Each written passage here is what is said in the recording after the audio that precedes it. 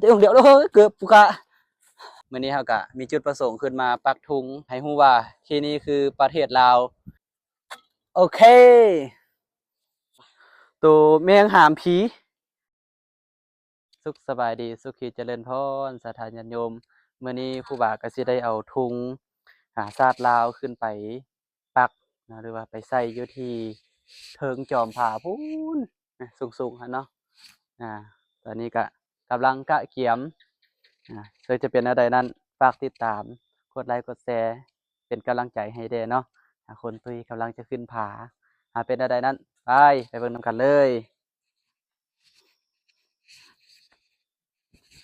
วันนี้ก็เป็นมื้อวันที่21เดือน9ปี2025เนาะเวลาจักโมงแล้วนี่ใช่แล้วโอเคสุขสบายดีสุขีเจริญพรสถานญาติโยมมื้อนี้ครูบาก็สิได้เอาธงชาติลาวขึ้นไปปักนะหรือว่าไปใส่อยู่ที่เทิงจอมผาพูนสูงๆหั่นเนาะตอนนี้ก็กำลังกะเกียมซึ่งจะเป็นอะไรนั้นฝากติดตามกดไลค์กดแชร์เป็นกำลังใจให้เด้เนาะคนตุยกำลังจะขึ้นผาเป็นอะไรนั้นไปเบิ่งนำกันเลยนี่ก็เป็นมื้อวันที่21เดือน9ปี2025เวลาจักโมงแล้วนี่เบิ่งย้อนก็เห็นบ่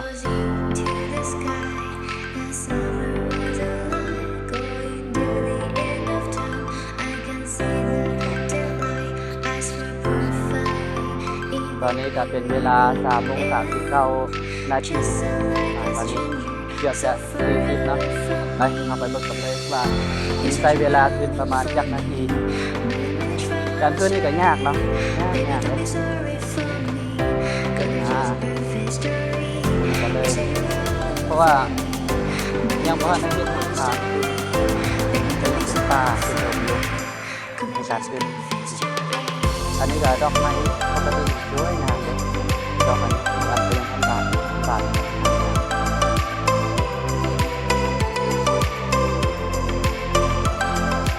เป็นลมนะ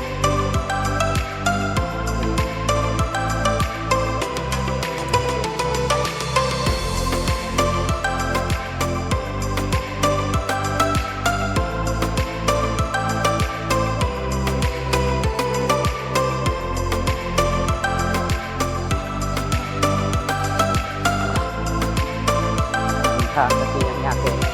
เพราะว่าจะเป็นป่าเมื่อนี้ก็อยู่ว่าไปนำตามผมทาง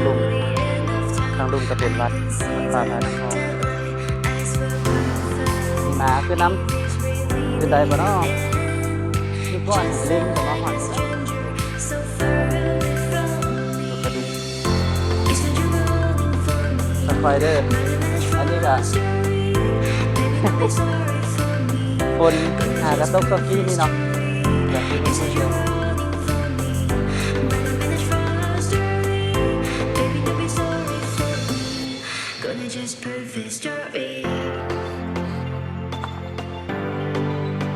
ไป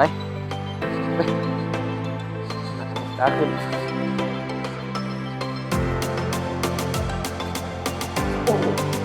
มึนเด้อระวังเด้อหินยังมึนๆอยู่แดงนั่นนี่เนาะพอ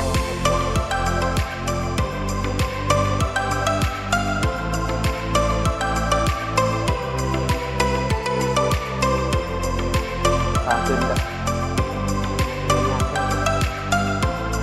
ราคาจะเที่ยวกันเลยขึ้นมาตอนนี้จะหอบเลยเดินได้ขึ้นเนาะ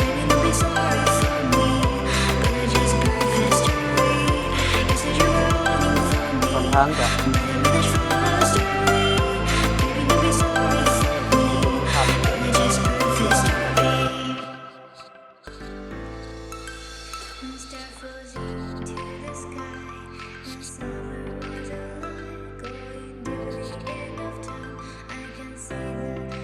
แม่นบ่ ล่ะ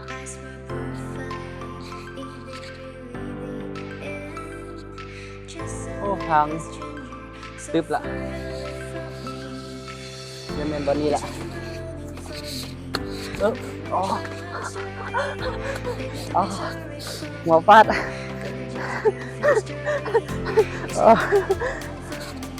ต้องรอดเขาเนาะฮะทางขึ้นล่ะ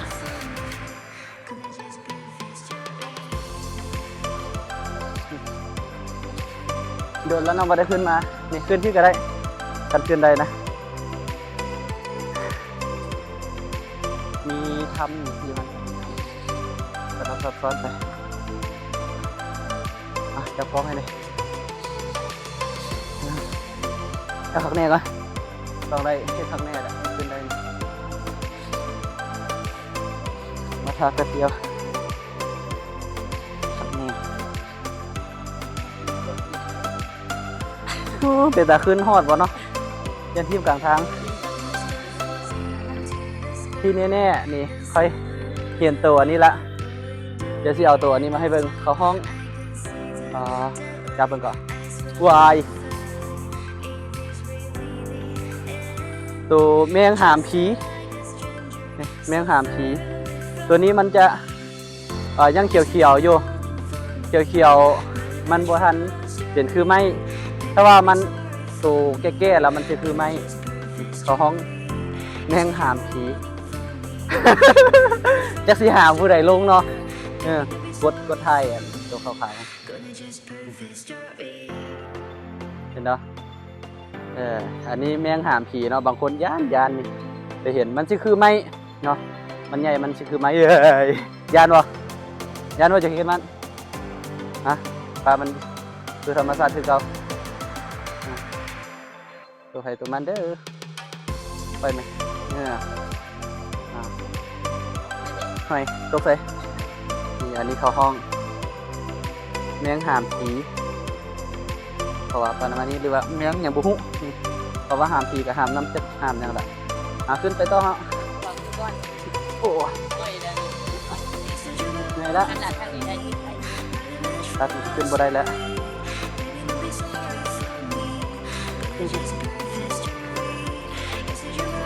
มึนเด้อระวังเด้อเชี่ยวออกได้ถ้าพูดได้นะ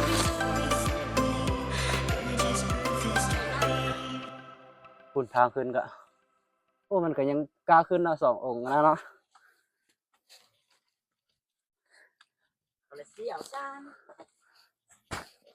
ห่วยเดี๋ยวลงทางขึ้นกันได้นี่จะขึ้นข้างนี้ก็ได้นี่เมื่อนั้นจุกขวาลงข้างนี้นะเบิ่งยังชิวได้ลงไปมันเป็นทางลัดลงบอลหอพระ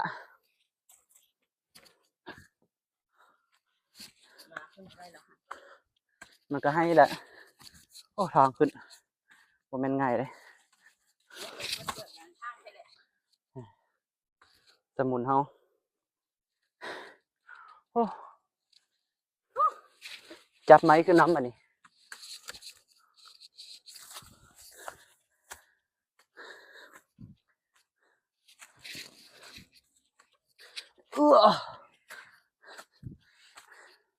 เราจะบ่ตัดต่อออกเนาะบ่ตัดออกเราเห็นจะคลิปยาวๆเลยให้เห็นแบบสดๆเรียวๆ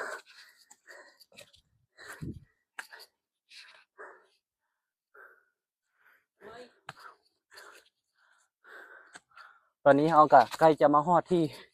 เป็นผาที่เราจะได้ปีนขึ้นนี่อันนี้ก็เป็นไม้ที่ล้มหักลงมาเพื่อนยังกูบ่ฮู้บนเม่นบอกว่าขึ้นพี่หรือขึ้นพี่แม่นนี่แหละทางนี้เลยสินะบ่แม่นทางนี้น่าจะไปตามผาเนาะไปแคมผาลายมือเขาจังไปลองเบิ่งให้มันแดดแท้ๆไม่บ่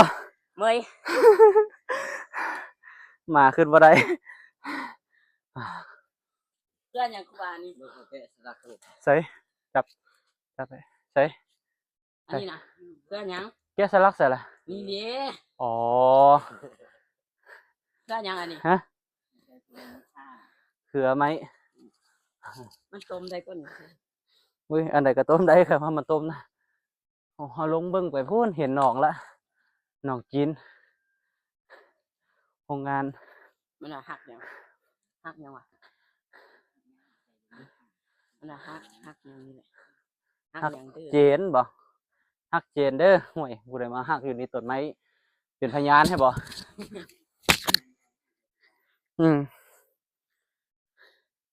อ๋อมัดพาข้างในอาจจะขึ้นไป ให้ถึงจุดหมายนะ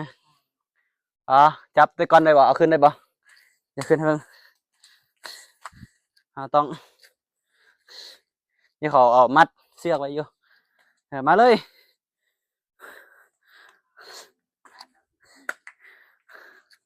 อ๋อนี่เนาะแม่นบ่แม่นเนาะนี่ขึ้นไปหันแม่นอยู่พอตอนนั้นขึ้นฝุ่น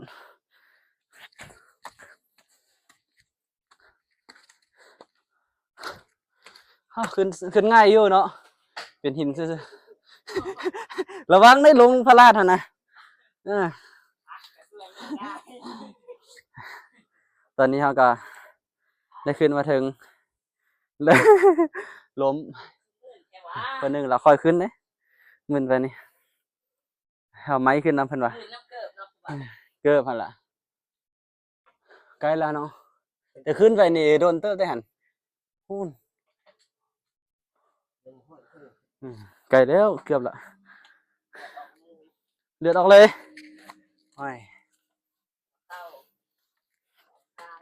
หอยทาดกันหลายๆ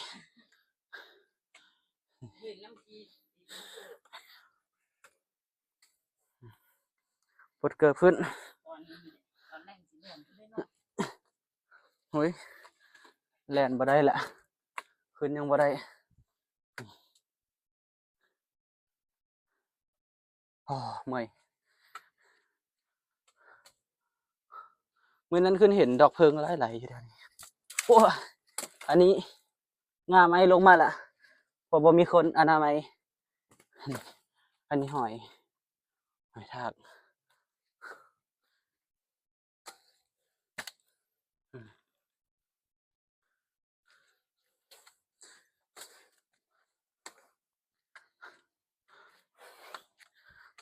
ตัวนี้ตัวใหญ่ๆ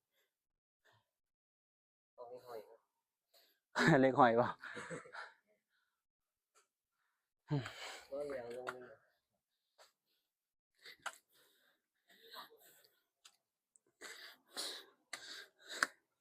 โอ้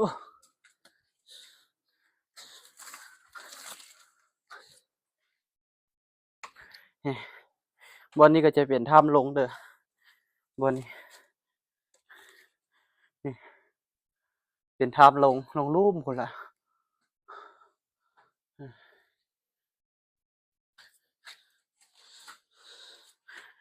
ลงทางเมื่อย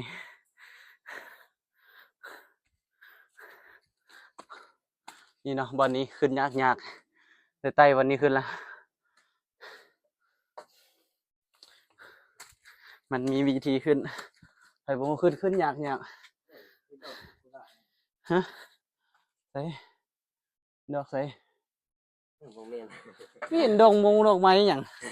โอ้ตาลายแล้วจับสิจับขึ้นเอาให้จุกเขียนมาขึ้นกัน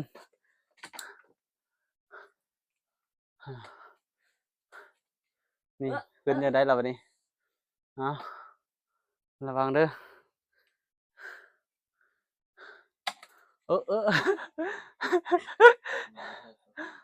ทำจันแน่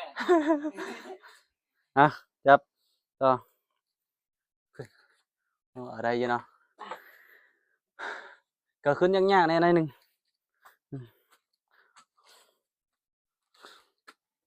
ขึ้นบนยากบนหนึ่งก็คือบนนี้แหละเพราะมันแคบเนาะมันมีจังหวะขึ้นได้จับหินอันนี้ขึ้นนี่ขึ้นอะไรกี้นี่นี่ขึ้นเทิงพี่น้องที่อันนี้ขึ้น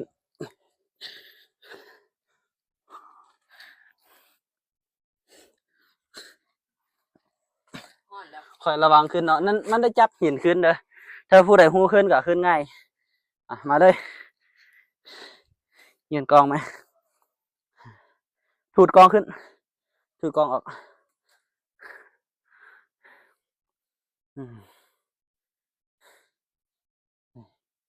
ตอนนี้ก็กำลังขึ้นมาเนาะทางดุมมือใส่ถงจั่วใส่ท้องนั่นน้ำ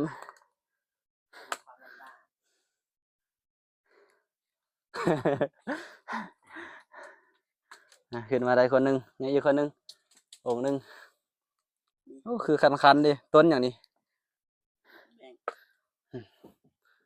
เลือดออกนะฮะโอ้อันนั้นก็เปิกว่าตินพายพลาดได้ไหมมันจังพอหันละอันนี้ก็ต้นอย่างบุ้งยันแต่เป็นพิษคัน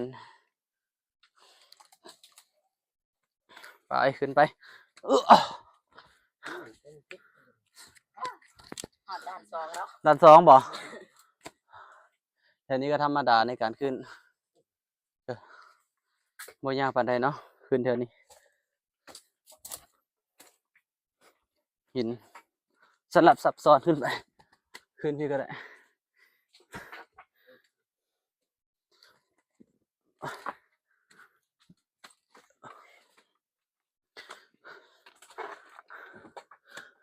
ใส่ท้องมาก็ลำบาก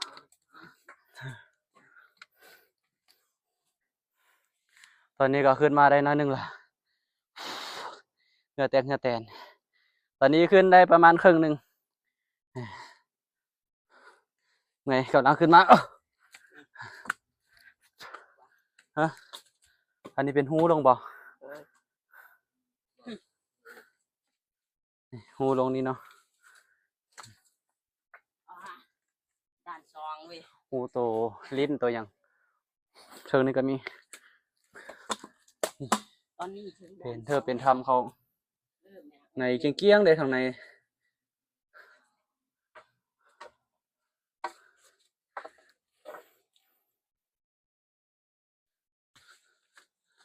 วันนี้กับวันหนึ่งที่ขึ้นยากวันนี้ก็เบิ่งลงไปก็โอ้สวยงาม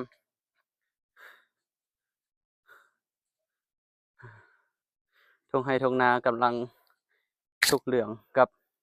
หนองน้ำไว้เก็บน้ำของชาวบ้าน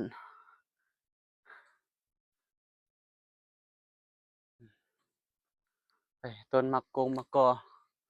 ขึ้นไปแล้ว2 องค์เชิงพุ่น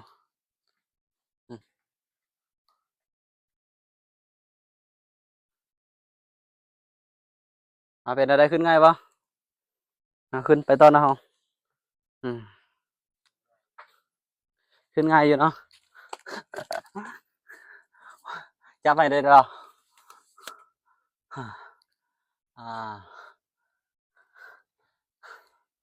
จับต่อไปโอ้แถวนี้ก็ขึ้นเอายากอยู่หาบอลเหยียบยากปล่อย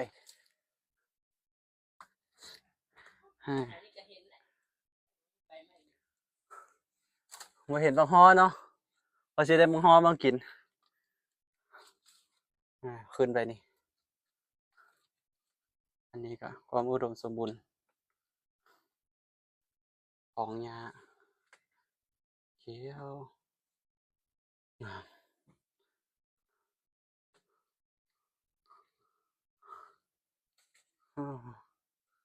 บ่ค่อยโฟกัส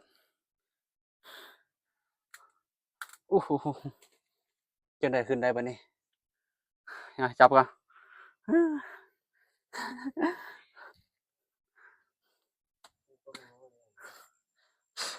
อยู่น้ำชั้นนี้ก็ขึ้นยากๆนะต้องเก่งอีหลีในการ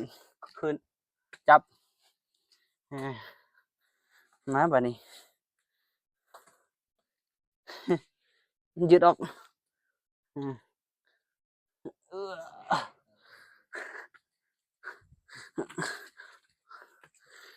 ความสันบ่ให้เว้าเลยยกให้เบิ่งเอง พาบรรยายเองเนาะความสันถามเบิ่งว่าขึ้นมาฮอดนี้เป็นอะไรแล้วแต่ละคนเมื่อยวะ ไม่ เมื่อยเนาะพูดนั่นดิ ไม่ เมื่อยเนาะเบิ่งขานะโอ้ฮึกอยู่เนาะ โอ้โหไกลแล้วคุณก็เป็น แตกเนี่ย ผ่าสันอีกแห่งหนึ่ง ตาข้างนี้ อันนี้ก็แตกนี่ผ่าเครื่องเลย ไปขึ้นไป ขึ้นทางไหน ขาเริ่มจังแล้วไว้ในพานแต่ว่าบุหูทางขึ้น ทางมันได้เลย มาจับให้ก่อนเดี๋ยวพากัน ทางเรื่องง่ายเลยขึ้นวัดเขา แต่นี้ก็สิมีหูไว้พูดเดียวความงามต้นไม้ปั่นอยู่ภูเบียจำโฟกัส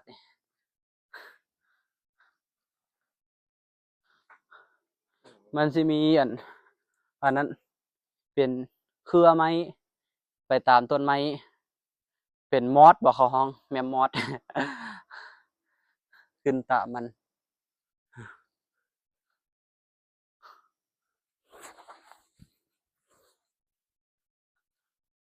ไปขึ้นไปต่อมาใส่ละหันต้นไม้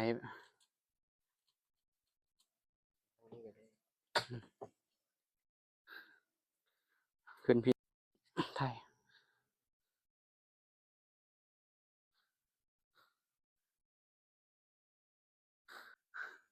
อ๋อเหลืองแกะหมูเดี๋ยวเป็นน้ำเฮาเบิ่งขึ้นไปเฮาวิดหัวเราตัวเหลืองอ่า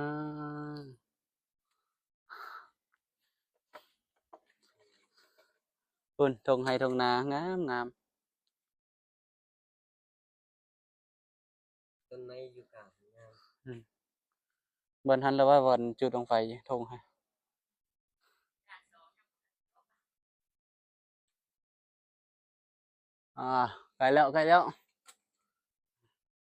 ใกล้แล้วใกล้จะตาย ยังมีวันหนึงได้วันยากๆขึ้น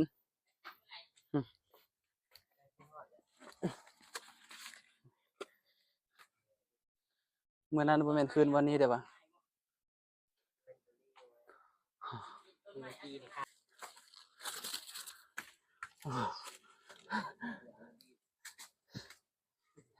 เดินไปดี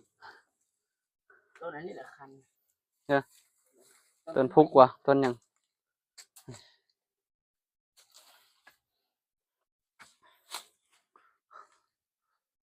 ข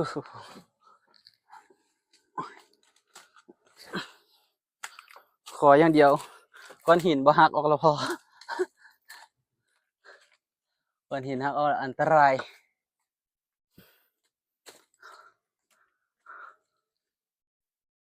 ยืนขึ้นตอนไหนก็เห็นแต่ดากจวนเห็นมันนี่ แม่นเอาเสียจังได๋นี่ ได้ซัดฟิวเลย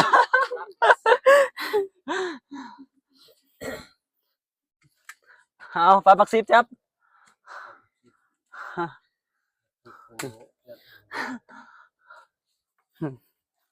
วันขึ้นก็ฮอดแล้วเนาะจักลิงจังหยังนี่หอยทากกันหลายใดตัวหนึ่งอยู่นี่ตอนนี้ลิงเหลืองขึ้นมาละลิงหน้าดำลิงหน้าขาวบ่เห็นละโอ้โหลิงผ้าเหลืองนี่วันนี้ก็มันนี่แล้วมันมักมาอยู่นี่มันมาพักมาพักมาซนอยู่นี่น้ำออกนี่น้ำออกโอ้บ่โฟกัสนี่น้ำออกแถวนี้หันเบิ่งไปก็อ๋ออันนี้หินไม้สิเป็นหินอันเดียวกันล่ะนี่ ใบเยี่ยมคือกัน เป็นอันเดียวกันละติดไม้ละไม้ติดหินไม้แล้วไปหามันเองเนาะมันเจริญเติบโต ขึ้นท่าได้ปะ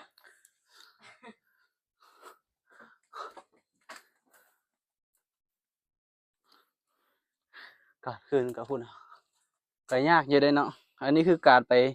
ผจญภัยคือการไปปีนผาโดยเฉพาะเนาะแม่นไปท่องเที่ยวแม่นบ่แม่นปีนผาเออ แบบอันบ่มีสายเสือกเลย อืม กินแบบสด ผจญภัยลงมาเปลี่ยนไข้ย้อนแหละเบื้องหลัง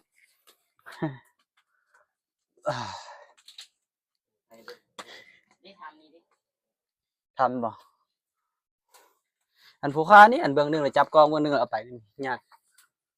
ขน้อยให้จับไม่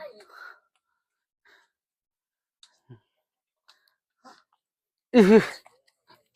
แม่ผู้ชาย จะสิไปตัดต่อบ่วะนี่ลงแบบนี้เลยนี่อันนี้เป็นทำลงไป ยังเหลือสิแม่สุดท้ายเนาะ ไว้บอกไกลๆพุ่นเด้อให้เว้าสิเปลี่ยนสิไทยกว่าสิไปฮอดบอลจุดชมวิว แม่สุดท้ายก็เขาเป็นไส้แล้ว เป็นว่า ได้ทางตัวผู้บ่าวเว้านะ ฮะ ทางนี้แหละ แม่นหยังกินนี่บ่ ทางเรียบผาลง อันนี้ไปตามผา มีคนไปอยู่บ่นะ อีลงบ่ ทางหันเนาะ นี่แล้วขึ้นนะพุ่นบ่ขึ้นยากนะ บ่อยากให้เว้า ก็หาคนด่านสอง ฮะ 3 5แล้วเพิ่น ขึ้นก่อนแม่ จับกล่องขึ้นก่อน มาจับซะนะจับก่อน เด้ให้จับ จับก่อนนี่นะสิแปลงผ้านี่นะอ้า เนี่ยตอนพื้นทายทำยัน หำย้อนนี่สิจะได้บ่ได้ใส่ผ้าไก่พันธุ์มาแบบนั้นมา มันเลยมักออกเดี๋ยังใส่เบิ่งนะเนาะเอาขึ้นมาสำรวจกวดกะเบิ่งตัวลิง ตรงในเขียวนะ เห็นบ่ เดี๋ยวเห็น เหมือนเห็นอยู่ลุ่ม อยู่หน้าผานี่แหละเขาว่าจุกหน่อยเห็นอยู่หน้าต้น มันอยู่หน้าผา ไต่ ซั่นบ่ หน้าผาเนาะ บ่เห็นครับ ตัวลิงแท้เด้อันไต่นะ แต่ลิงติบ่แม่นตัวกระดุงติ ตัวลิงหั่นแหละ ลิงตัวมกๆอันน่ะ ปึ๊กกับกระโปรงเป็นสี อ๋อกระป๋อมกล้าบ่นี่อันนี้กระป๋อมผาเนาะให้เบิ่งกระป๋อมผากระป๋อมพันปี นี่ โอ้กลายเป็นหินแล้วว่ะ ฮ่า จำซินเจ้าค่ะพันษา โอ้ยไปเดี๋ยวดีอยู่นี่กระป๋อมหินแหมไปขึ้นไป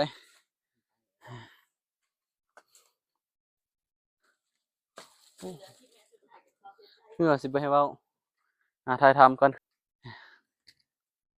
ตอนนี้ก็กำลังจะปีนผาขึ้นที่ว่ายากๆเนาะเบิ่งพุ่นมีแต่ผามีแต่ผาอย่างเดียวอยู่เทิงอันคือมีสูมหนึงนี่ล่ะคันบ่มีก็ เฮ็ดจังได ถ้าลุ้นเอา คือเคยเห็นมันมีสูมหนึงไม้อาสิเอาไว้เฮ็ดเป็นเสาทุงเนาะไปหาเบิ่งนํกันลุ้นนํกันเนาะเพราะว่าใดผ่านกดไลค์ก็กดไลค์กดแชร์กดติดตาม แล้วไปเบิ่งนํกันเลยไป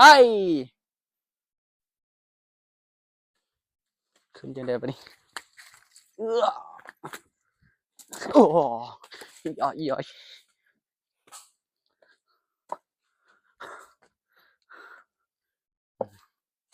เบิ่งความยาก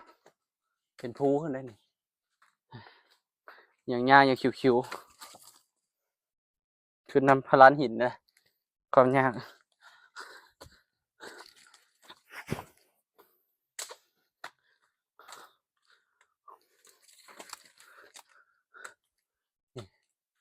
ขึ้นได้บัดนี้พุ่นกว่าสิขึ้นฮอด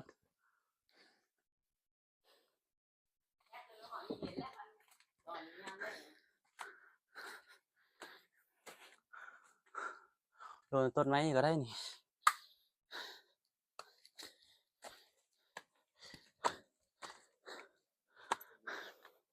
อันนี้เป็นบอนที่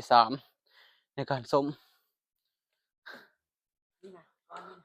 เป็นแบบนี้หมดก้อนเลยได้แล้ว เที่ยนั้นเอาเกี้ยงคือตัวหยังมาลงมานี่นี่เบิ่งหั่นเกียงงาม ก้อนนี้เป็นแบบนี้หมดก้อนเลย พุ่นวันหนึงขึ้นยากวันนี้ล่ะ เป็นหอนบันนี้เลยครับเป็นอีก เออ สุด หน่อยหนึงเห็นหยังเหลืองๆอยู่แถวนั้นล่ะ ถ้า พาให้ตก ถ้าผ่านถึง เรื่องขึ้นแต่โดดละอันนี้ทางในการย่างขึ้น เอากับไก่ได้ มาเลยหินทองคำบ่นี่ คือแบบหินอัน หินแก้ว หินแห่หินแห่ หินแก้วนี่ แก้วจะไหนเป็นแก้วอันนี้ ข้างในมันใส่อยู่ได้ ตอนทับทำบิดเว้ยมันใส่ ไผมาทับ ซองคือแก้ว คุณขึ้นให้ได้นี่ขึ้นแนวไหนนี่ ปลาจับหมักซิบ เอาขึ้นไปก่อนเบิ่งว่าขึ้นจังได๋ทางไหนอีกเขียวงาม ยืนไม่เคยทำได้ ขึ้นไปยากแต่ทำไมถุงฮะ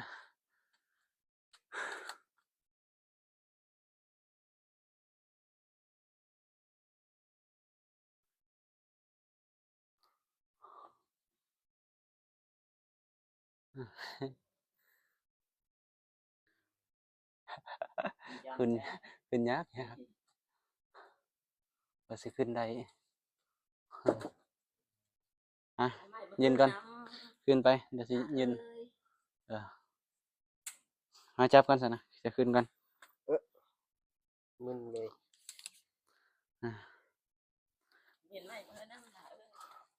โอ้แถวนี้ยาวขึ้นเขียวเขียวงามเว้ย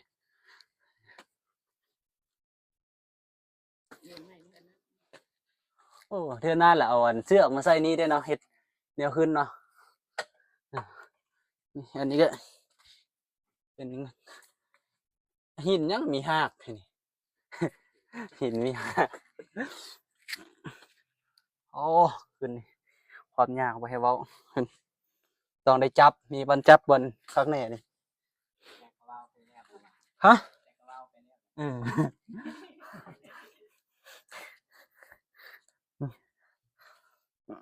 นี่ขึ้นจิ๊บๆเนาะแต่ต้องคอยจับขึ้นมาจังได๋ล่ะสิคอยเอาได้บัดนี้กองนะดิมักอันนั้นนะมากยังก็ซื้อหยังละผมผู้บ่าวเว้านะเดี๋ยวจับเอาก่อนบัดนี้นี่บักฮ้อฮอดบ่ล่ะจับโอ้ยได้ทุกช็อตนะแบบบ่ค่อยบ่ตัดต่อเลยนะเฮานี่บ่มักตัดต่อเนาะเฮาภาพสดภาพแจ๋วตัดต่อบ่เป็นเบิ่งแต่ว่าในการขึ้นนะความสูงเป็นตาได้บ่เนาะโยนน้ำขึ้นมายังกำลังขึ้นมาองค์หนึ่งเฮ้ยนี่ขึ้นนี่เมื่อกี้นี่ขึ้นมาพี่ก็ได้นี่แต่มันยากได้ละ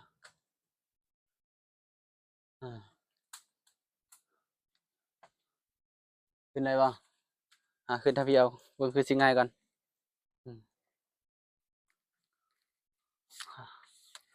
ขึ้นคนละทางบัดนี้จับก่อนนายยืนนี่ให้นี่มันมีสองแง่ให้เพิ่นขึ้นข้างก่อนเพิ่นก็ได้หมายไว้นี่ให้ขึ้นบ่อนใดแต่ก็บ่ฮู้ว่าเพิ่นบ่อนใดแต่ก็ไปหากันได้อยู่บ่ไกลหน่อยหนึงนี่ขึ้นมาได้สบาย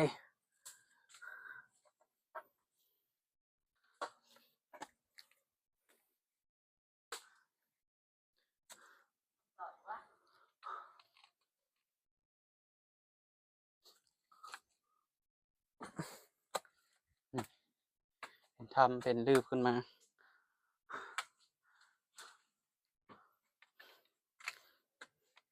จะหาบ่จับมันขึ้น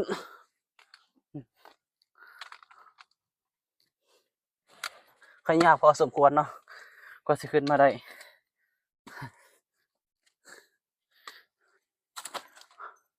แต่นี่ก็เป็นป่าน้อยป่านี่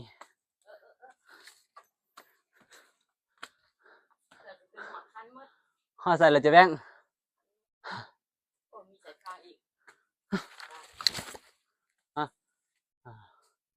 เดี๋ยวฟางเขาเฮ็ดหยังบุญ เป็นทั้งนิดนี่ ขึ้นนี่แล้วตามเจ้าขึ้นนี่วันนี้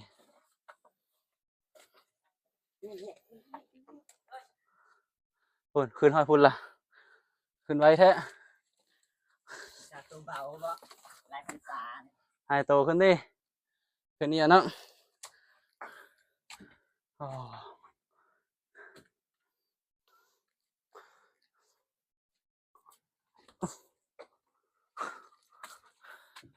เพิ่นว่าระวังมานี่จักฟางไผบ่ขึ้นมาพุ่น หน่อย นี่มันมีสุ่มหั่นล่ะคือว่านะบ่อนเดี๋ยวจะแบ่ง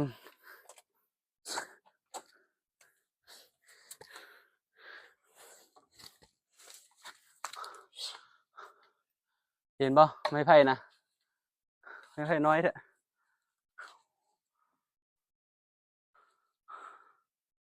น่อยเกือบลงอยู่ด่านสองหรือเปล่า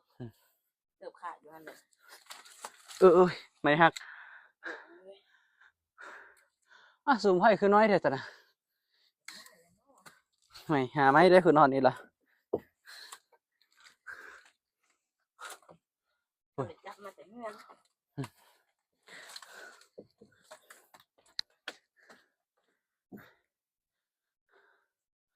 ไม่น้อยเนาะ เป็นตัวนี้อยู่ได้เนาะ ฮะตัวใด ได้ ได้ไปเคยเอาอย่างนี้ไม่บินอยู่เฮ้ย แต่เพิ่นอยู่พุ่น หาไม้เสร็จแล้ววันนี้ได้ไหม อยู่ได้ ไม้ตัวนี้บ่แข็งเนาะหาตัวอะไรเอาซื่อๆเลยไปสิฮอดแล้วเด้นี่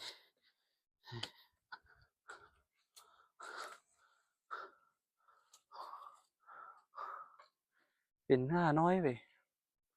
ตัวนั้นบ่ ตัวเนี้ย เบิ่งดูเอาตัดเลยไม่แข็งบ่เอาลงลุ่มๆเลยเด้อตอนนี้ก็กำลังจะตัดไม้เฮ็ดทุง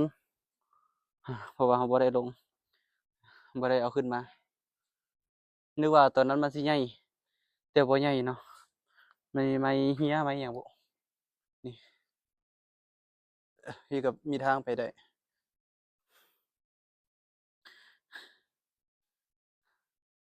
ไม่แข็งอยู่ปะล่ะหั่นล่ะ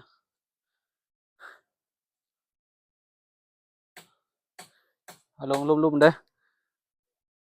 เอาฮอดสุดกกมาหั่นล่ะ เป็นหางเนี่ย หรือเอาฮอดบ่แยกหั่นแยกหลายก็เอาโอ้อยู่ลุ่มหั่นต้นไม้ใหญ่ๆเห็นอยู่ลุ่ม วางยินหัก ฮะฮักอีล่ะไหวเป็นตาได้บ่ล่ะ ตันอยู่เพิ่งแล้ว หั่นก็ได้ค่อยๆตัดทะนุถนอมมันเด้อ้าวขอตัดเด้อเจ้าถิ่นเจ้าฐานเอ้ยตัดเฮ็ดทอกเฮ็ดทุ่งเด้บ่ได้มาทำลงทำลายได้ขออนุญาตวาดคำขอเอาไม้ไปน้ำใส่มันจะมีจอมผาหนึ่งอยู่พูนมันน่าจะไปได้เนาะอยู่บ่นี้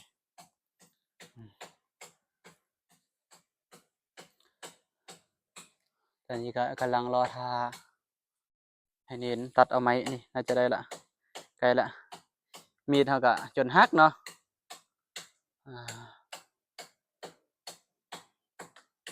เป็นไฮตัวนกเด้ขึ้นมาข้างก่อนเห็นตัวนกก็บ่ไกลปานใดแล้วเนาะขึ้นฮอดปลายพุ่นนี่ยังหันเนาะหันก็ฮอดละฮอดปลายพุ่นก็มีจอมหนึงสิไปหานี่น่าจะแม่นทางไปหาทำนางฮ้องเป็นที่ว่าเป็นฮูป้องไปหาทำนางฮ้องเนาะพาพี่ฮ้องนี่ไปบ่นี้ได้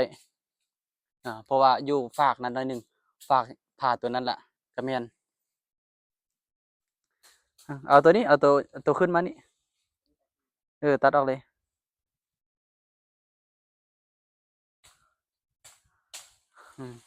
แข็งอยู่ปะ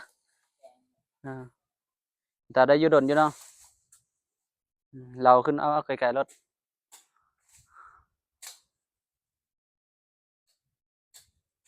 ตอนนี้เขากำลังเอาไม้ตัดไม้ตัวกระดุ้งเนาะกระดุ้งภาษาท้องถิ่นทางพี่ฮ้อง มันสลายจะ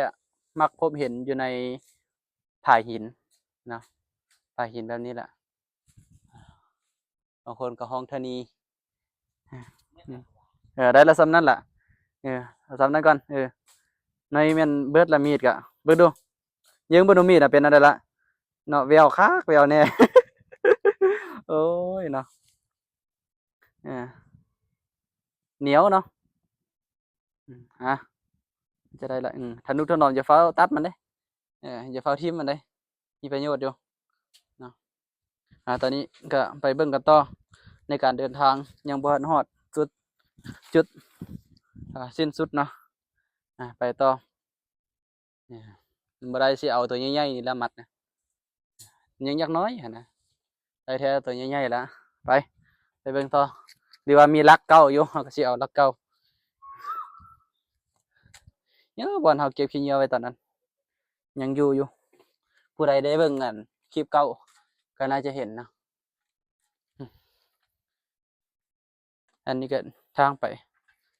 โอ้ก็มีคนมาฮอดก็แกะสลักยอใส่ว่าซั่นอันนี้แม่นหยังนี่นางตู้หยังตู้นี้ตู้ให้กระตู้ไว้ไปต่อพุ่นน่ะหินกับแหลมคมๆมาแล้วบ่มาก็แข่งฝนตัวฝนมาแล้วจวบว่าเราก็สิได้เบิ่งวิวผาที่ว่ามีฝนหนทางขึ้นก็เอาไว้ก่อนแม่อันนี้นะขึ้นยากได้แถวนี้คุณนะเป็นหินขึ้นแบบนี้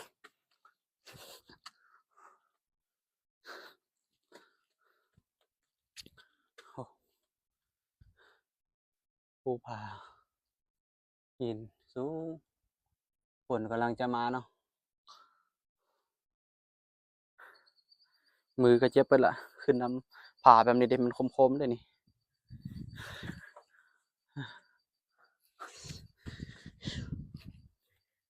อันนี้บางๆมันสิหินอันนี้มันสิคือเล็กเนาะเดี๋ยวเขาสิถ่ายให้เบิ่งแล้วเคาะให้เบิ่งเนาะมันสิคือเล็กมันของเป้งผมเป็นเป้งโป้งล่างเลยเนาะเดี๋ยวเขาสิเคาะให้เบิ่งนี่ได้ยินบ่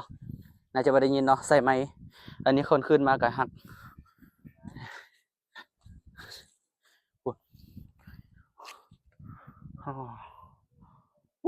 ฝุ่นฝนตกละเนาะอยู่พุ่นเป็นเราลงมาเลย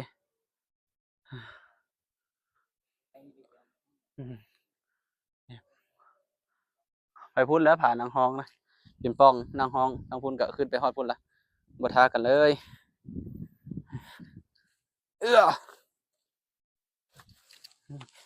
ขึ้นยังได้เลยบ่นี่จะได้ขึ้นได้เมื่อนั้นเขาลงฮอดรุ่มละจับให้ได้ได้ขึ้นบ่ได้อ๋อ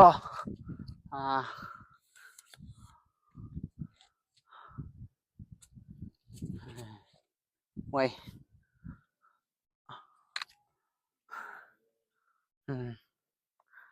นี่ตัวนั้นแข็งๆนี่อาจจะได้ยังตัดได้บ่ล่ะ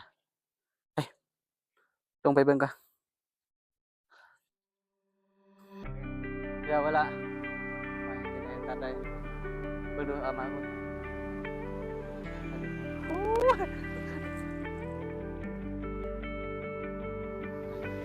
อันนี้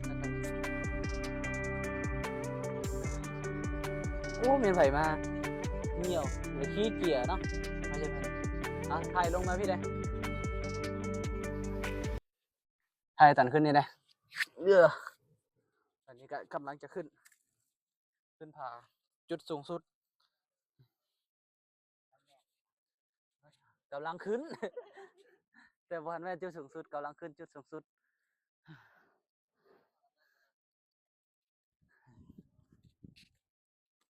อ้อเย้ยังไปพุ่น แดง ฟ้า มาเลย ขึ้น สมอยู่กับการที่มาในพี่นะสมคำล่ำลือคุ้มค่าในการเดินทางเข้ามาภายในนี่นะวิวนี่งามป่ะเดี๋ยวอยู่พุ่นเนาะเขาสิเอาไปใส่พันบ่ถุงใส่ตัวเก่าบ่เนาะอาจจะได้ตะกี้ตัวน้ำบ่ใส่ถุงอ่ะแม่นบ่เออใส่ผ้าบ่ใส่บ่ตัวตั้งอะนะเป็นหอบ่ตะกี้หอใส่ผ้าเนาะอ๋อโอ้แม่นบ่ได้ไปฮักอยู่หั่นอืมไปเอาลงไปลุงอวยค่อยๆเด้อเนาะ แดงเป้าแกนยังวะ ตอนนี้ก็ขึ้นมาฮอดพี่ ไป แล้ว ไป นี่ จับลงจับลง ฮอดผาหลังห้องพุ่นก็น่าจะกำลังเกี่ยวข้าว พ่นมาเร็วนี่ โอ้หนทางเบิ่งไปเห็นทั่วแถวนี้ มุม360องศาเลยแหละทางพุ่นยังเห็นมีไอหมอกอยู่น่าจะแม่นภูไฮทางพุ่นน้ำไปแล้วนี่ มามื้อนั้นตัวนกหลาย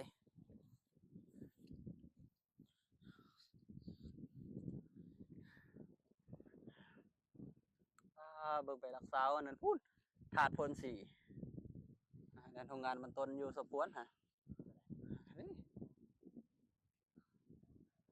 อยู่พุ่นเห็นบ่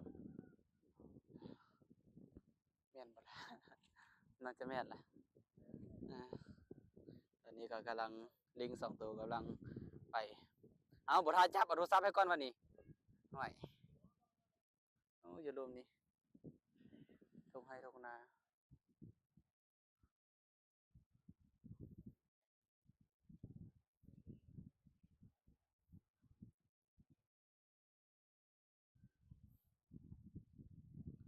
ความสวยงามบ่อยากให้เว้าเลยบ่อยากลงพุ่นล่ะเห็นแล้วอ่า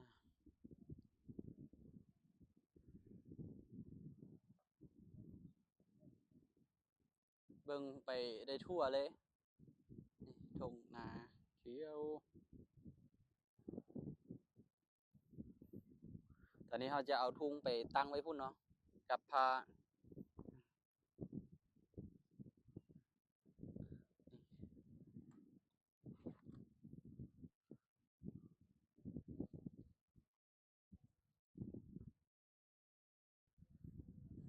ยาวเติบเด้หนองพูดไปฮอดพุ่นเลยนี่เฮ็ดอ่าเฮ็ดอันนั้นไปได้เลยเฮ็ดหนองปลาไปได้น่าจะเป็นอ่างเก็บน้ำเขา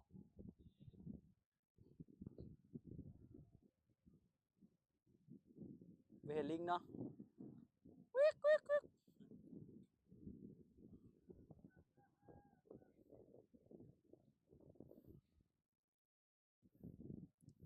ไปต่อจะได้ให้ไปได้นี่โอ้ยโทรศัพท์นี่แหละเฮ็ดยาวๆไว้ก่อนเนาะตกไปมันจังค้างลงบ่ได้นี่วะบัดนี้เลยบ่ห่วยมาจับให้ได้ไหมล่ะลงมือเดียวนี่ตาเสียวอยู่ก็ตอนนี้เรากำลังลงเนาะโอ้สุกปักนี่เลยบ่ได้อยู่ นี่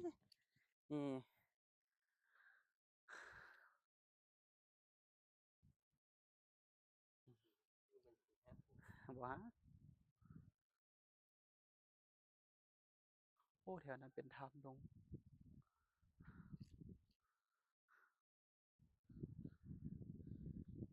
ตอนนี้ก็ถือว่าเรามาฮอดจุดที่ว่าสูงที่ว่าเราขึ้นได้ขึ้นฮอดนี้แล้วเนาะแล้วเราก็กำลังจะไปพุ่นเพื่อจะได้ปักธงตามที่จุดหมายจุดประสงค์ที่เราได้ขึ้นมาในครั้งนี้ก็คือขึ้นมาปักธงเนี่ยก็ธงลาวแล้วก็มีพระเราจะได้ขึ้นมาปักอยู่เทิงนี้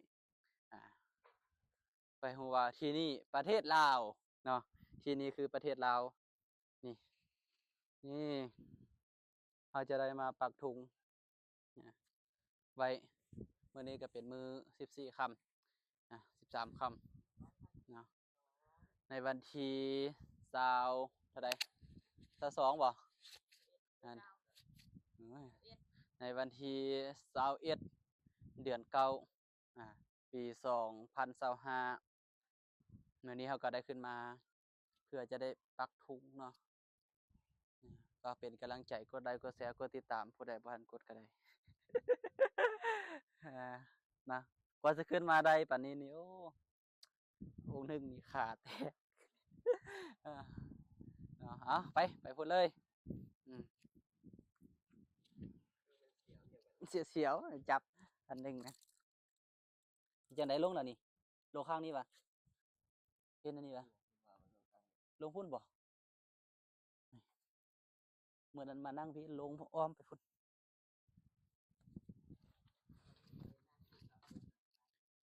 ฮะกะการเวลา คนเลิกเลยกูว่า อืมมื้อนั้นเห็นเขาไปไกลบ่ได้นะว่าสิอ่านอันนั้นเขาเขียนใส่หันนะว่าสิไปอ่านแต่ก็อ่านได้อยู่น้อยหนึงอยู่มื้อนี้เราสิไปเบิ่งให้เห็นเต็มๆเลยเนาะโอ้บรรยากาศแถวนี้ยังสวยงามเด้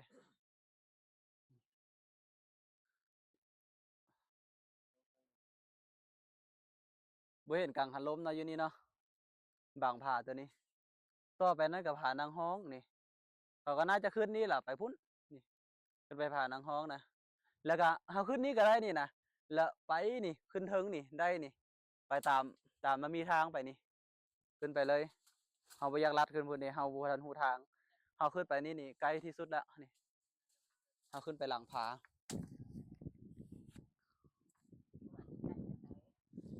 นั่นแหละ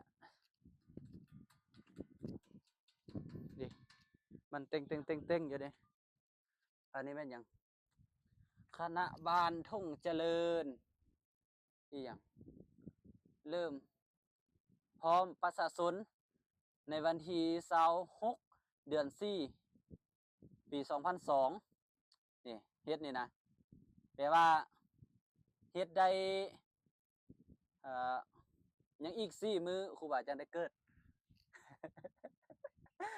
เนาะ25ปีแล้วนี่นะเพิ่นเขียนไว้นี่นี่25ปีแล้วครูบาเกิดนี่วันที่28เดือน4ปี2002อันนี้วันที่26เดือน4ปี2002แปลว่าสร้างก่อนครูบาเกิดอีกก็ถือว่าสร้างดนนี่ดิสิเคาะให้เบิ่งมันน่าจะบ่ได้ยินน่าจะเอาไม้ใส่เนาะมันสิยิงแก๊งๆๆๆคือหินคือเหล็กนี่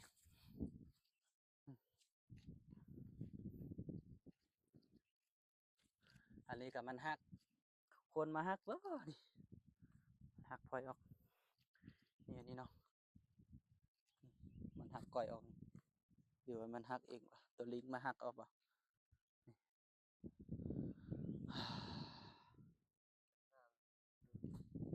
งามบ่อันนี้เพิ่นก็จะเอาปูนขึ้นมาก่อมีพระก็หักเนาะชาวบ้านทงเจริญอันนี้พร้อมมีพร้อมกันนะประกอบส่วน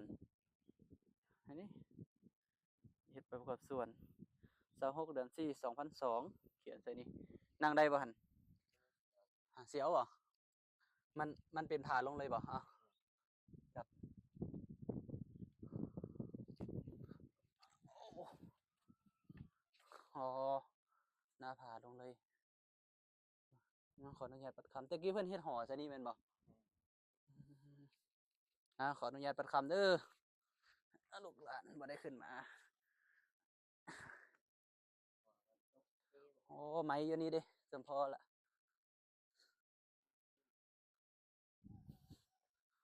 จริงแล้วล่มบ่นี่ขอขึ้นอนุญาตเอาขึ้น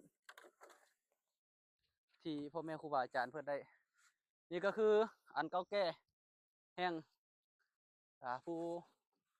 ผาเพิ่นตะกี้เพิ่นได้เอาขึ้นมาปักไว้มื้อนี้เฮาก็ได้เอาถุงขึ้นมาปักตึมตัวใหม่ก็ใส่อันนี้ตัวเก่า ตัวนี้นะ อ่า คือว่าปักตัวนี้ป้าตัวน้ำป้าได้ใส่ตัวนี้นะ มัดใส่หั่นบ่ตัวถุงเราว ปักใส่เลยดันเนาะ เป็นหูอยู่ติถึงมัดเอามัดก็ได้มัดใส่แค่นี้ปักบ่ได้ถ้ายาวๆนี่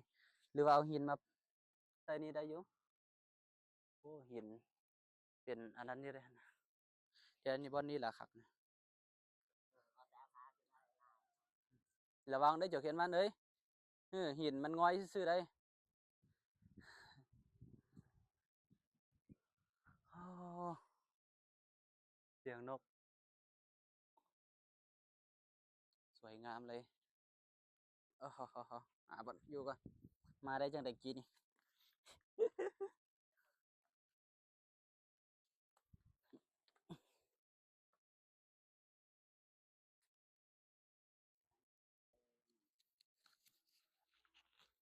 บ่อน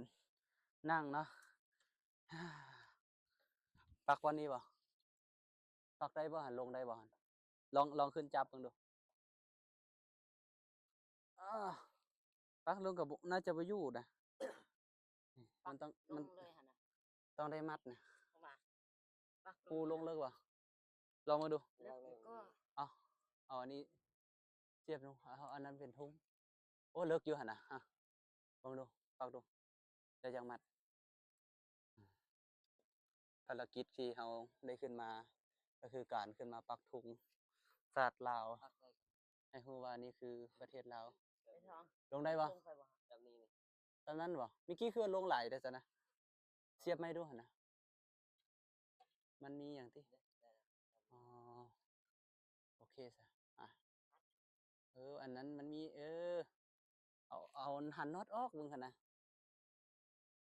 เนาะยังหันได้แข็ง เออเอาลองเบิ่งจ้ะนะลองเอาปลายมันลงเบิ่งนี่มันขออยู่มันลงบ่ได้เออถ้ามันบ่ขอมันอาจจะลงได้ลอง เราเอาทุ่งน้อย ลองแย่ๆเบิ่งดูหั่นนี่ลงข้างหนึงได้เนี่ยนะนี่เอาทั้งปลาย จำเลย เอาทั้งปลายลงมาลองแย่ทั้งปลายเหมือนกันแล้วจังมัดถุง ถ้ามันซื่อมันลงได้ แม่น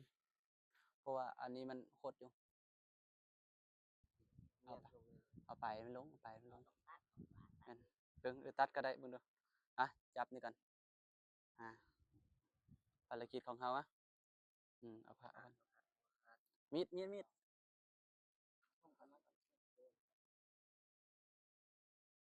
เป็นยางเนาะมันหูใหญ่บ่ล่ะลองเบิ่งเด้อยันแต่ว่าลงเหยียบเบิ่งบ่เบิ่งเอามา ขออนุญาตเด้อมีดเด้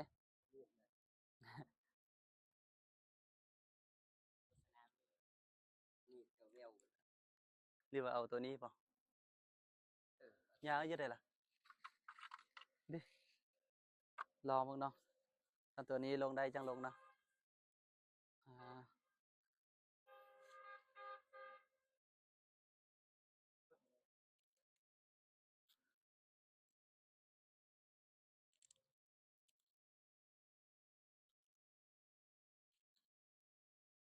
ทนทานได้ไหมอันนี้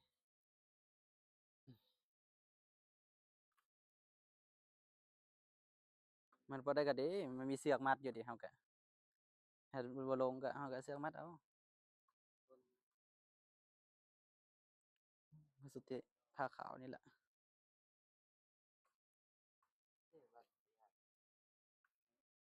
ใช่เห็นบ่อ๋อ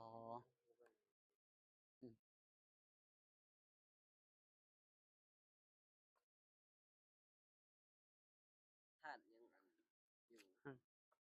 เราจะพ่นสี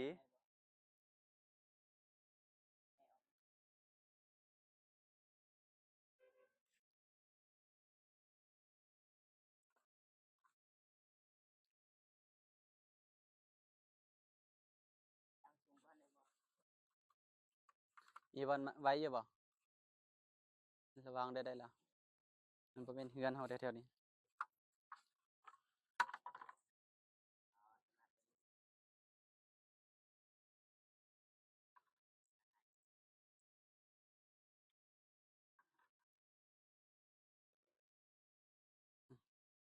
แบบมักซิบนะ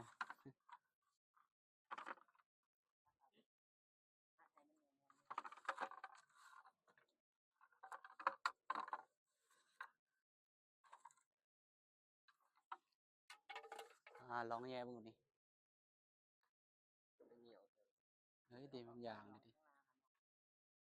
ว่า ฮะ ต้องออกสองน้องข้างหน้าถึงยาวๆเลยนะ อืมมีน็อตเปล่าเดี๋ยวไอ้ยี่เนาะสันนันได้ อยู่บ่แบ่งอยู่ แต่มันคือสิหักเลยไหมอะ แบ่งกินอยู่บ่อยู่ เอาลองตัดตัวนี้ลองเบิ่งสินะตัวนี้น่าจะทนก่อน ถอดออกบ่ได้ ไปยังมีน็อตหันๆอยู่นะเบิ่งลองไหมนี่ก่อนเนาะแต่แข็งอยู่ดอกนะจับโฟกัสเด้อกาวาทนบ่ทนเนาะได้ฮอดปีบ่ล่ะหรือเอาตัวนี้ เอาตัวได้2อันนี้ตัวเก่าเนาะตัวเก่าก็สิมัดแล้วเด้อนี่ เอาตัวใหม่แล้วใจตัวนี้ เออมื้อนี้เราก็โฟกัสอยู่ว่าขึ้นมาฮอดแล้วเนาะมันก็สิเกี่ยมมัดธงชาติลาวใส่การเป็นสัญลักษณ์ของประเทศลาวเสร็จแล้วลวงใดก็ได้เนาะก็สิมัดไปนี่ ท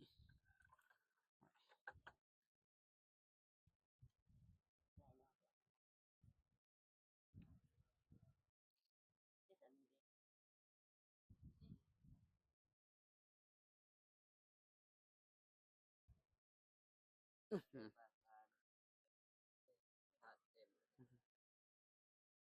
ภาษามัดแกนเลยเฮาเนาะ ปานดอน ตะกี้หันมันมาเห็นทุงเห็นตัวนี้ตะกี้หันนะมาทุกมื้อนี้ล่ะ ข้ามวนเฮาก็อ้อมผ่านว่าจะไปอ้อมผ่านตรงความยังบ่ได้ ห่วย อ๋อตัวนั้นน่ะ ผิดลวงตัวเอา อ้อม ว่าแล้วนี่แต่ผ้าไหมมันแก้ง่ายผ้าโดนแล้วนี่โอ้ยเจ็บก้นผ้าไหมอันนี้ผ้าโดนนี่ออกยากเอ้ยนี่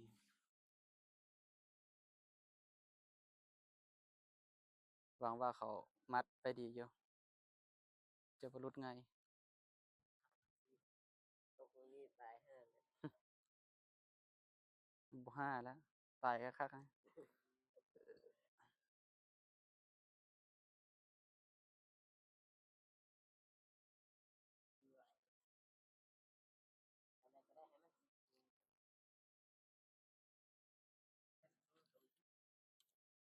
ันเอามาค่อยใส่ตัวนี้เจ็บลงน่ะเจ็บลงเดี๋ยว ใครก็มันบ่ล้มนะมันล้มลงนั่นแหละ ไปบ้านน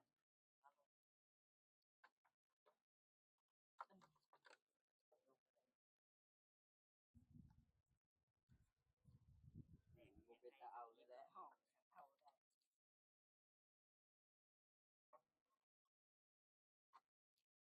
้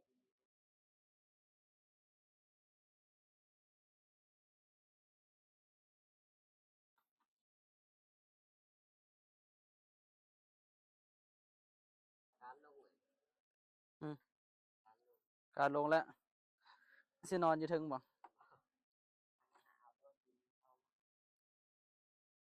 บินโดนเนาะคักนะอันนี้นะมันเห็นขึ้นมาฮอดเทึงคักแล้ว ลมแห้งว่าฮะ มันเคยตกแล้ว เคยโดนแล้วยานแล้วอ่ะนี่ในที่สุดถ่ายรูปดูถ่ายรูปเอาปะนี่ถ่ายลงขวางก็ได้วันใดจังยืนได้ปะ ถ่ายลงขวางลองตั้งอย่าเฮ็ดแค่ข้างในแล้วนะมันบ่ได้รับประกันได้ไปเบิ่งอยู่จะใส่ท้องพุ่นใส่รูปนี้โอ้ยืนก่อน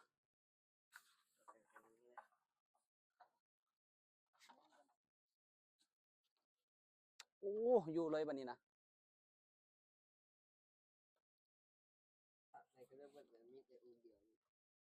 เห็นแต่องค์เดียวเลยเกือบปุกะลงไปเอาด้วยเจ็บเจืออันนั้นเห็นมันห่วยพากันลงละเดี๋ยวพากูบ่ตกกันนะหันจะวนจะลงกินนี่นะถ่ายรูปจะใส่ท้องครูบาสิใส่ปักใส่นี่ ใส่หันละ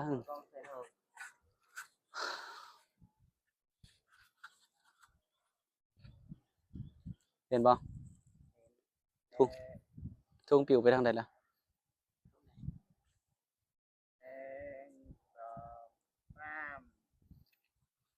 เอาตัวนี้มัดเนี่ยเด้อครูบาง ามบ่ ว่าเอาตัวนี้มัด ขึ้นไปเทิงก่อนเกือบกับเฮียละสิทุ่งนี่นะมันบ่ให้มันปิวเด้อถ่ายรถอยากให้ทุ่งปิวเห็นบ่ตากทุ่งบัดนี้ไปพุ่นจะแบ่งจับบัดนี้ไปพุ่นบ่อนอันนั้นล่ะสิตั้งทุ่งแล้วเด้อนี่ ให้จั่วนั้นจับไหมย่านน้ำกองนี่ก็พอแห้งขออนุญาตเปิดคำเด้อ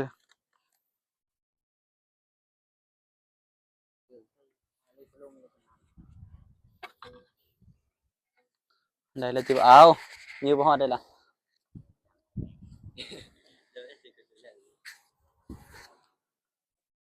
กักแน่เด้อตั้งไว้ซื่อๆได้ล่ะ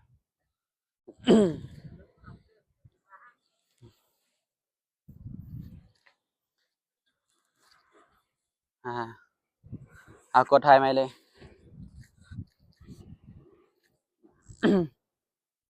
ได้บ่ตอนนี้เราก็ได้ขึ้นมาฮอดที่จุดสูงสุดของผานังห้องที่เราขึ้นได้เนาะจุดสูงสุดแท้ก็อยู่เทิงพูนล่ะแต่วันนี้ก็คนสามารถขึ้นมาได้ขึ้นมาฮอดได้มื้อนี้เราก็มีจุดประสงค์ขึ้นมาปักธงให้ฮู้ว่าที่นี่คือประเทศลาวมีธงชาติลาวตอนนี้เราก็สิได้ตั้งธงเนาะ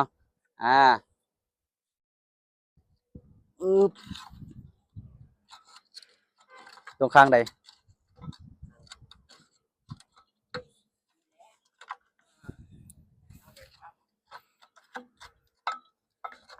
ข้างนี้เนาะลงไปที่เฮียบห้อย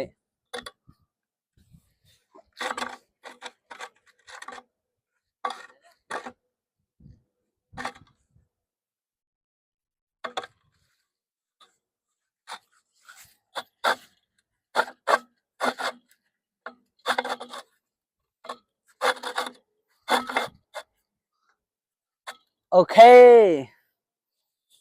ถ่ายบัดนี้ตอนนี้เราก็ถือว่าใส่เป็นที่เรียบร้อยแล้วเนาะธงชาติลาวที่วัดป่าผานังห้องทางพุ่นก็กำลังลงเอาเกิบให้ เกิบตกเนาะขึ้นมาต้องระมัดระวังเนาะไอ้ตกลงอีได้นี่บ่ได้เด้ตัวนี้ก็สิให้ใส่อยู่บ่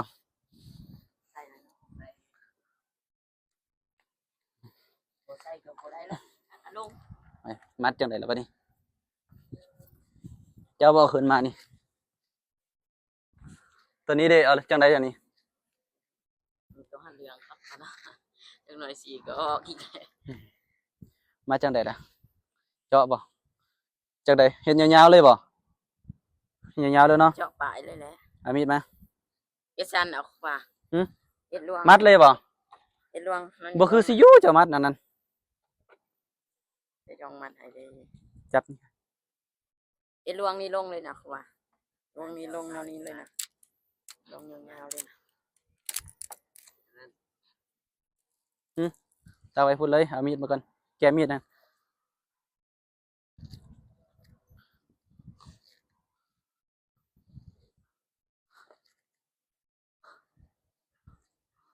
ตอนทำกูว่าคุณพาขึ้นมาไว้ไผ่ จะมาไว้พานี้ ตอนแดดๆฮ้อน เพิ่นไลฟ์สดอยู่อะไรสดดูแบตยังเหลือเท่าใดหั่นมีไลฟ์สดดูบัดนี้ออกไลฟ์สดออก